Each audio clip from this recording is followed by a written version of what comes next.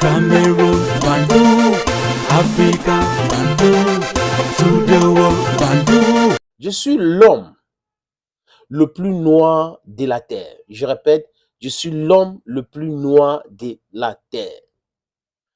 Quand la guerre en Ukraine avait commencé, j'avais demandé à Zelensky de nous écouter religieusement. J'avais aussi demandé à Zelensky d'aller consulter des bouquins d'histoire. J'avais demandé cela à Zelensky. Je lui avais dit que Saddam Hussein était les amis ou était un ami américain. Mais Saddam Hussein est fini comment? Je lui avais dit qu'en Indochine aussi, les Américains étaient là-bas et le gouvernement en place à l'époque était pro-américain. Ils ont perdu devant les communistes. Je lui avais dit encore, comme d'ailleurs beaucoup d'autres, que les Américains protègent uniquement les intérêts. D'ailleurs, c'est le leitmotiv de la diplomatie.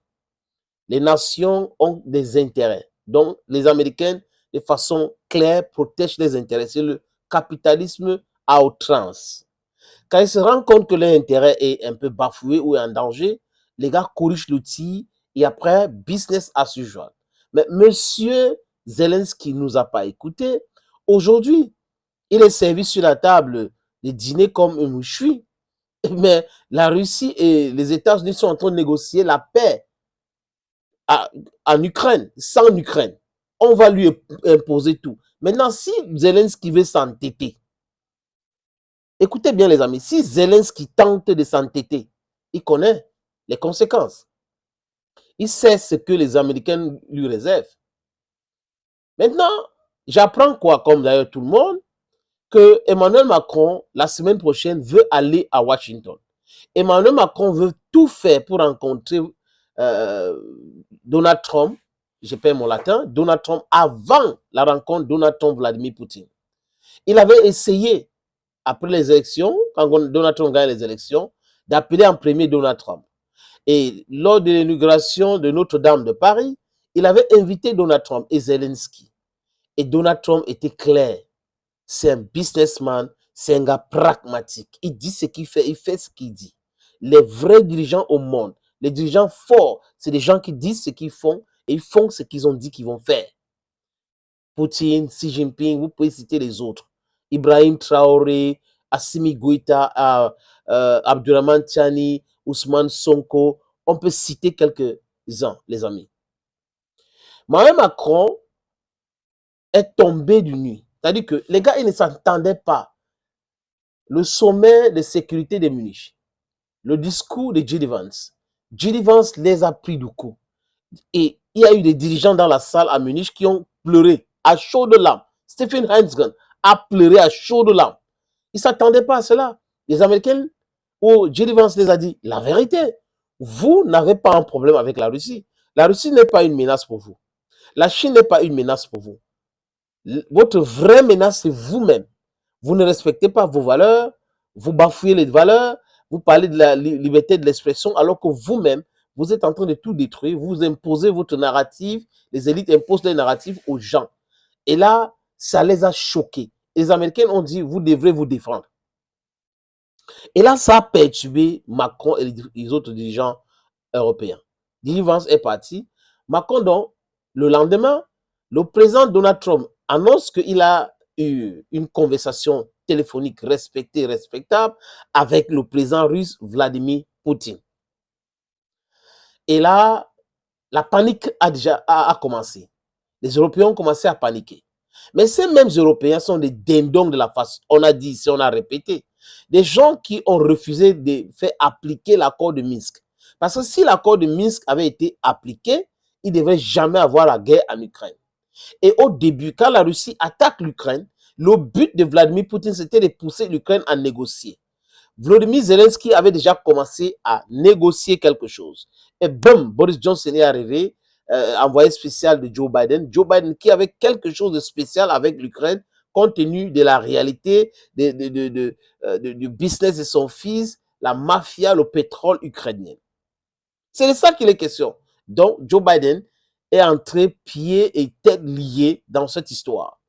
Et c'était une histoire qui était vouée à l'échec. Parce que même Joe Biden n'avait jamais accepté que l'Ukraine va intégrer l'OTAN. C'était une provocation de plus. Tout le monde était d'accord. Mais les Européens ont pensé qu'ils étaient trop forts. C'est, quand on parle de l'Europe, c'est le monde entier. Vladimir Poutine, c'est un paria. Il a été exclu dans la communauté internationale, les a exclus. Communauté européenne se transforme en communauté internationale. Alors que les Européens, les Caucasiens, les Occidentaux sont une minorité. Les autres, c'est la majorité. Poutine organisait les réunions, les séminaires, les sommets, mais dans la tête et dans le discours des dirigeants et des propagandistes européens dans leurs médias, c'est que il est un paria, il est ceci, il est cela. Ils étaient toujours dans leur propre film. Et nous avons dit ici que ils vont se réveiller trop tard. Les Européens devraient savoir que à l'époque, oui, vous étiez forts, mais aujourd'hui, ce n'est plus le cas. Le monde a évolué. La Russie pèse beaucoup dans les sphères internationales par rapport à l'Europe. L'Europe, ce n'est pas un État, c'est un demi-continent, parce que le continent s'appelle Euro-Asie. Donc l'Europe de l'Est n'est pas un État, c'est un éparpillement des États dans une organisation appelée Union européenne. Donc, conséquent, il y a des pays qui font la politique pour leur pays, pour plaire à leur pays, l'Hongrie, la Slovaquie, l'Italie. On peut citer ces pays-là, les amis. Donc voilà l'Europe qui est dans son propre piège. Donc l'Europe est tombée dans son propre piège.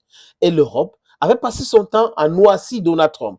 La campagne médiatique contre Donald Trump, on soutenait Kamala Harris, ils soutenaient Kamala Harris, Joe Biden et autres. Ou c'est Joe Biden ou Joe Biden. Mais les Américains avaient déjà compris. Et les Américains ont donc voté massivement pour Donald Trump. Il a gagné quoi? Le Sénat, le Congrès et la présidence, les présidentielles.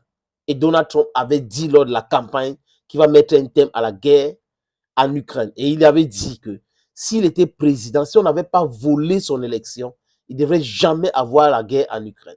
Donc les Européens aujourd'hui qui sont en train de pleurer, vous, d'ailleurs que tu zappes une chaîne européenne, oh, Donald Trump, un allié qui nous traite mal, un allié qui nous traite mal, les Américains nous traitent mal. Aujourd'hui, vous traitez mal parce que vous avez toujours aimé le Ndjo. Vous venez en Afrique, vous pillez les ressources naturelles. Pour votre sécurité, les États-Unis vous rassurent. Hein? Et vous vous sentez en sécurité. Vous pouvez faire le business à ce genre. Vous pensez que vous êtes plus intelligent que qui, vous êtes plus wise que qui.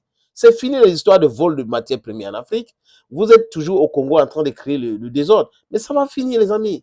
Ne vous inquiétez pas. Ça va finir. Et c'est pour cette raison que nous sommes ici en train de faire ce travail-là. Conscientiser la jeunesse africaine, les dirigeants africains comme Félix Tshisekedi, Kagame et les autres qui sont des dirigeants corrompus, ils vont partir. De gré ou de force, ils vont partir et l'Afrique sera unie. C'est ce que nous voulons pour notre Afrique. On a compris cela. L'histoire est là. L'histoire nous renseigne. L'histoire nous enseigne. Je répète, l'histoire nous renseigne et l'histoire nous enseigne. C'est de ça qu'il est question aujourd'hui. Donc Macron qui est en train de courir pour aller à Washington rencontrer Donald Trump là, Donald Trump va l'humilier encore davantage parce qu'il n'a rien à offrir. Il va seulement dire oui, nous vraiment, oh, c'est nous qui allons s'occuper de maintien de la paix, donc il faut nous mettre autour de la table. Est-ce que Poutine dit non, je ne veux pas, je ne vous veux pas sur la table, vous êtes des battes-en-guerre. Donald Trump va dire oui, mais je veux la paix. J'ai d'autres deals plus importants avec Poutine que d'écouter les élucubrations d'Emmanuel Macron. Donc, les dirigeants européens pleurent, les journalistes européens pleurent, les militaires européens pleurent. Ils sont en train de pleurer partout parce qu'on les a exclus. On a dit, si vous n'êtes pas invité à table, ça veut dire que vous êtes dans le menu. Donc, vous faites partie du menu. Thank you, friends, and bye-bye for now.